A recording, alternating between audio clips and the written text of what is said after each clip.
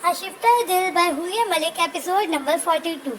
जबानी की इस इत्तला पे सब शशदर खड़े उसे तक रहे थे, जिसकी भी यकीन निगाहें इन तीनों लाशों पे मरकूज थी। लेकिन ऐसा कैसे हो सकता है? उसकी मौत की खबर मुल्क भर में वायरल हुई है, जबकि इसका तो जनाजा भी पढ़ाया गया था।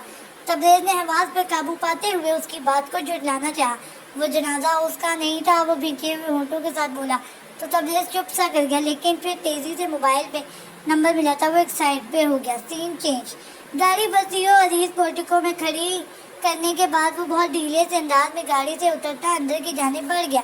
अस्सलाम वालेकुम साहब। जैसे ही उसने कुशादा और आरास्ता हॉल में कदम रखा, मुलाजमा ने उसे देखते ही मुस्तैदी से सलाम झाड़ा, जिसका जवाब देने के बाद उसने चंद सेकंड्स का वक्फा लिया। आपकी छोटी बीबी कहाँ है नूरा? उसके बेतासुर लहजे में कहे गए सवाल पर मुलाजमा ने उसी मुअद्दब अंदाज में जवाब दिया। बीबी वो उस तरफ पीछे लॉन में बैठी है साहब। उसने बताने के साथ हाथ के इशारे से निशानदेही भी की, तो वो सर होले से खम में करता उस तरफ बढ़ा। साहब खाना लगाऊं? उसके आगे को बढ़ते कदम देखकर मुलाजमा को अचानक याद आया, तो वो उसकी आवाज़ पे रुका। नूरे ने खाना खा चुकी है? उसने सब साथ किया, लेकिन मुनफी जवाब मिलने पे वो मुलाजमा को खाना लगाने का कहकर लॉन की तरफ बढ़ गया। Scene change. ताहत पहले सब्ज घास के खूबसूरत अहाते पे नजरें जमाए वो झूले पे बैठी हुई अपने साथ हुए अजीब से वाक़यात और हादसात को सोच रही थी। उस दिन होटल में मौजूद उन दोनों लड़कों की बातें सुन के भी उसे अंदाज़ा न हुआ कि उसके घेर कैसा सख्त और साजिशी जाल के कसा जा रहा है, क्योंकि उन तक तो कभी बात पहुंचने ही ना दी गई थी और उन्हें एक सेफ जोन मुहैया किया गया था। लेकिन जब सबूत की बात की गई थी, तो उसने सोचा कि ये वो सबूत खुद ही ले लेता कि वो उन लोगों के ट्रैप से बच सके, क्योंकि किसी के इशारों पे तो वो कोई काम करने का सोच भी नहीं सकती थी। मगर उसके अंदर की मुतहरिक और मुतजस्सिस लड़की अपनी इस आदत की वजह से बहुत बड़े नुकसान से दो चार हो जाएगी, उसे इस बात का भी अंदाज़ा नहीं था। कमरे में दाखिल होने तक उसके जहन में हालात के इस हद तक कशीदा होने का वहम गुमान तक न था, लेकिन उसके बाद जो कुछ हुआ या जो तल्ख हक़ाइक़ उसके सामने आए थे, उन्होंने उसके अंदर की मन मौजी और जिंदा दिल नूरे को ख़त्म कर दिया। और जो बची कुची नूरे थी, उसे उसने अपनी कम अक्ली के बायस खुद मारने की कोशिश की थी। उसकी खुदकुशी के बाद जब उसे हॉस्पिटल से फार्म हाउस मुंतकिल किया जा रहा था, लेकिन रास्ते में उन पर हमला हुआ था, तब जिस्म पे लगने वाली चोटों के सबब उसका जहन कुछ सानी के लिए होश में आया था, क्योंकि खुदकुशी के बाद जब वो हवास खोते वॉशरूम में गिरी थी, तब भी उसकी कमर और कंधे पे चोट आई थी, और अब फिर से कमर पे लगने वाली चोटों के सबब तकलीफ के बायस उसका दिमाग होश में आया था।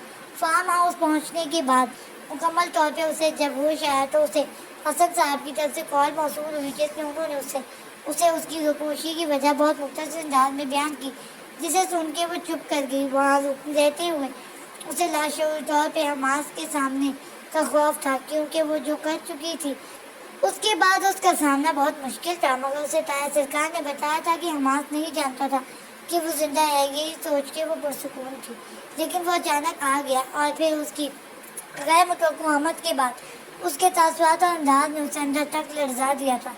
अपनी पुश्त पे मौजूद जख्मों पे अभी भी उसके होंठों का लम्स महसूस करके उसे उसका वजूद दहक उठता था।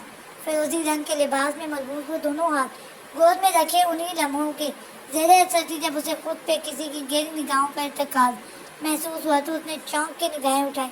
निगाह का उठना था कि उसका दिल धक से रह गया।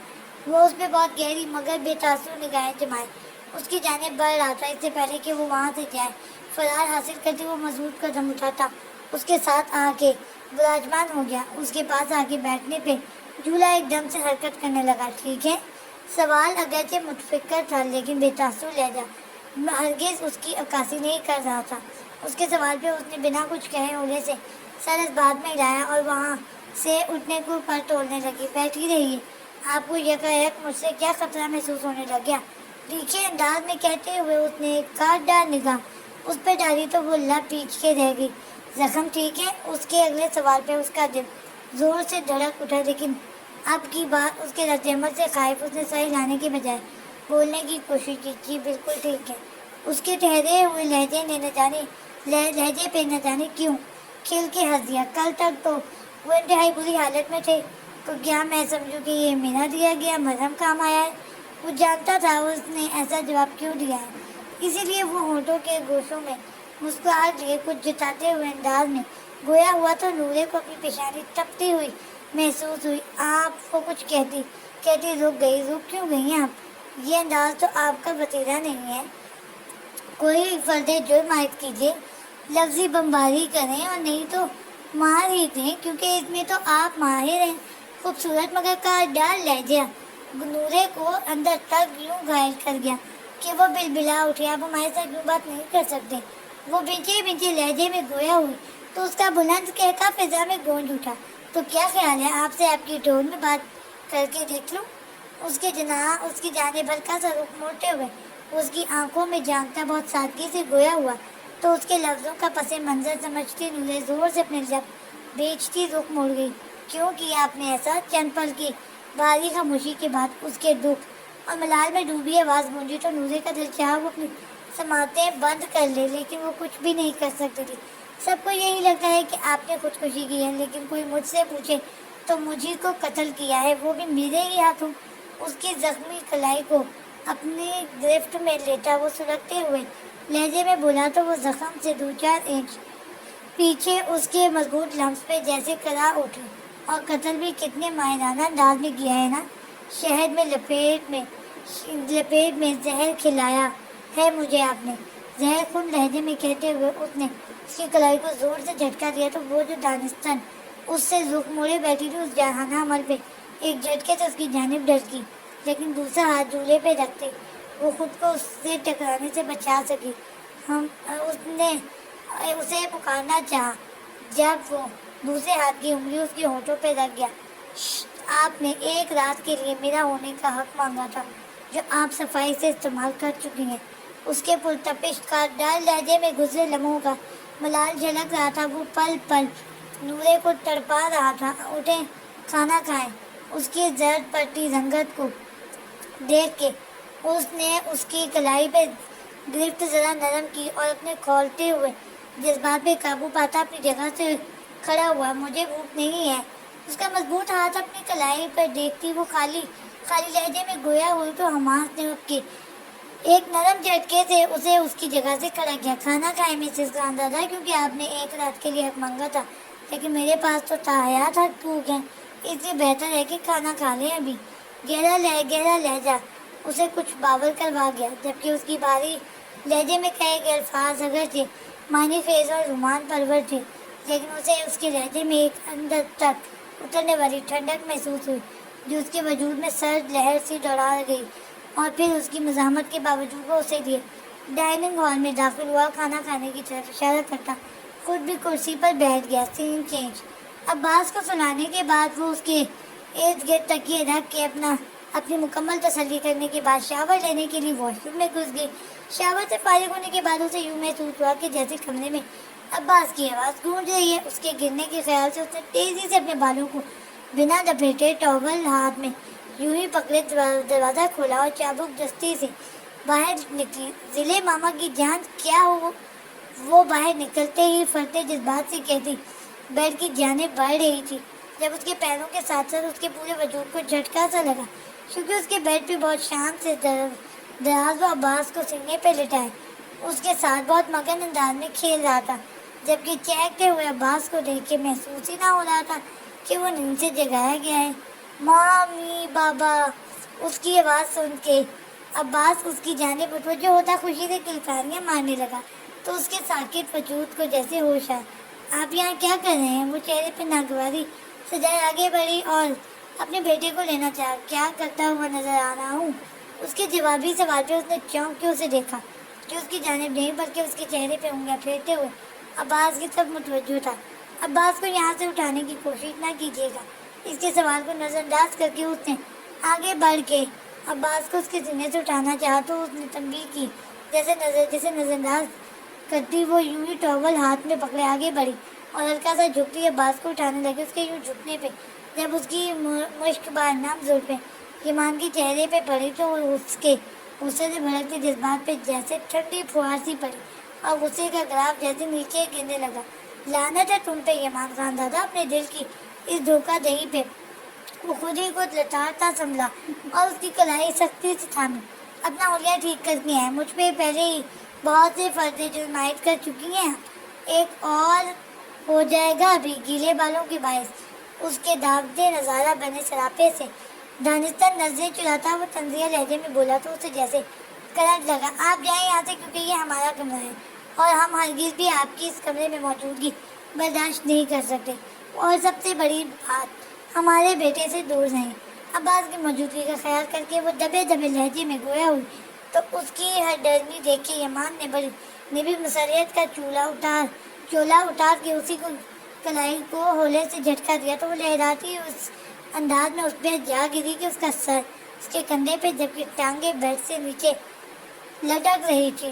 میری نرمی کا ناجائز فائدہ مت اٹھائیں, اور جب تک میں عباس سے کھیلوں مجھے اب کی آواز نہ ہے, ورنہ بہت برے طریقے سے بند کروں گا. بھاری لہجے میں اسے خوفزدہ کرتا وہ اس کی کلائی یوں ہی تھامے اس کی شرٹ کے بٹنوں سے کھیلتے عباس کی طرف متوجہ ہو گیا, جبکہ اتنے بڑے جرم کے بعد بھی اس کی ایسی ہر ڈرمی اور دیدہ دلیری پہ عائشی کو رونا سا آ گیا. ہم لالا کو بتائیں گے کہ آپ نے نورے کے ساتھ ایسا کیا ہے, اور آپ ہمیں یوں ہمارے کمرے میں آ کے تنگ کر رہے ہیں. وہ اس کی گرفت سے کلائی چھڑوانے کی کوشش کرتی. نم مغز شاکی نم کدھر گیا مگر شاکی لہجے میں بولتی. اس کا دماغ گھما گئی. اس نے اس کی کلائی چھوڑتے ہوئے تیزی سے عباس کو اپنے سینے سے اٹھایا اور قدرے سائڈ روف پہ بٹھا کے بیڈ پہ بکھرے کھلونے اس کے سامنے رکھے تاکہ وہ انہیں کی طرف متوجہ رہے, اور خود وہاں سے اٹھنے کے اوپر ٹولتی عائشی کا ہاتھ واپس سے جکڑا اور بیڈ پہ پٹکتا اس پہ جھکا. یہ سب اتنی اچانک ہوا کہ عائشی اپنے بچاؤ کے لیے کچھ نہ کر سکی اور خود پہ جھکے یمان کو بڑی بڑی آنکھوں سے دیکھتی سانس روک گئی. اپنی آنکھیں اور دماغ کھولیے خاتون, اور غور سے مجھے دیکھیں کہ میں کون ہوں. اس پہ جھکا وہ بھاری لیکن مدھم لہجے میں گویا ہوا تو وہ اس کی گرفت میں کسمس آئی. میں اگرچہ نورے کا قاتل ہوں لیکن آپ کا شوہر ہوں, اور آپ اپنے بھائی کو شکایت کرنا چاہتی ہیں کہ میں آپ کو رات کے پہر آپ کے کمرے میں آ کے تنگ کرتا ہوں. اسے احمق پن کا کون سا درجہ کہوں. اس کے چہرے پہ بکھری لٹ کو کان کے پیچھے اڑستا وہ جیسے دانت کچکچاتا ہوا گویا ہوا تو عائشہ کو اپنی رگوں میں خون کی گردش تیز ہوتی محسوس ہوئی. لیکن ان الفاظ سے برعکس جب دماغ نورے کا قاتل جیسے الفاظ کو سمجھنے کے قابل ہوا تو اس کے جذبات پہ جیسے کسی نے کھولتا ہوا پانی ڈال دیا. نہیں آپ ہمارے شوہر بھی, ہم بہت جلد لالا کو بتا دیں گے کہ یہ رشتہ بھی خط.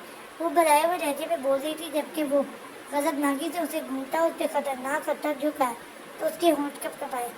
اب اس نے گویا اسے عباس کی موجودگی سے آگاہ کرنا چاہا, لیکن اس کی سخت گرفت نے اسے مہلت ہی نہ دی اور وہ اس کے سارے الفاظ اس کے ہونٹوں سے چراتا اس کی سانسیں مدھم کرنے لگا. سین چینج.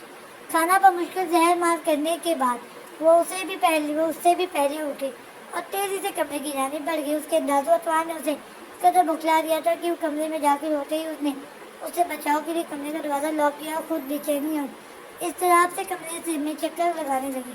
اسے یوں ہی پیدل مارچ کرتے ہوئے نہ جانے کتنی دیر گزری تھی کہ دروازہ کلک کی آواز سے کھلا تو وہ ایک جھٹکے سے دروازے کی جانب متوجہ ہوئی, جہاں وہ چہرے پہ بہت پتیلے تاثرات سے جائے بچھے ہوئے ہونٹوں کے ساتھ دروازے کا بولٹ چڑھا رہا تھا. آپ نے خواہ زحمت کی تھی. وہ اس کے دروازہ بند کرنے کی طرف اشارہ کرتا سپاٹ لہجے میں گویا ہوا, پھر اپنا سیاہ کوٹ اٹھا کے صوفے پہ اچھال دیا. یہ کیا کر رہے ہیں آپ؟ اسے شرٹ کی طرف ہاتھ بڑھاتے دیکھ کے وہ سٹ پٹائی تو حماس نے سلگتی نگاہوں سے اسے دیکھا. کیوں, کیا پہلی دفعہ ہونے لگا ایسے؟ اس کے جوابی سوال پہ اس کا چہرہ خجالت اور شرمندگی سے سرخ پڑا, جبکہ پیشانی گویا دہک اٹھی. ہمارے رشتے میں شاید محبت اور اعتماد والے احساسات تو مفقود ہیں. کچھ دن آپ نے اپنے مطلب کے لیے سشتے کا استعمال کیا ہے, اب میں اپنی ضرورت کے لیے استعمال کرتا ہوں. وہ آستینے فولڈ کرتا وہ لاپرواہی سے اس کی جانب بڑھتا ہوا بھی چبھتے ہوئے لہجے میں بولتا. اس کے حواسوں پہ گویا بم گرا گیا. جاری ہے.